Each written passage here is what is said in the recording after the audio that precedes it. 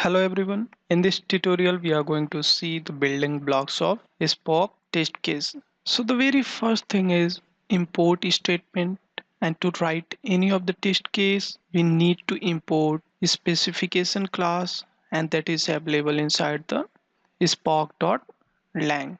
So the first component will be import. Second thing comes the name of a specification class. Third thing comes as a instance fields. Third thing was instance fields.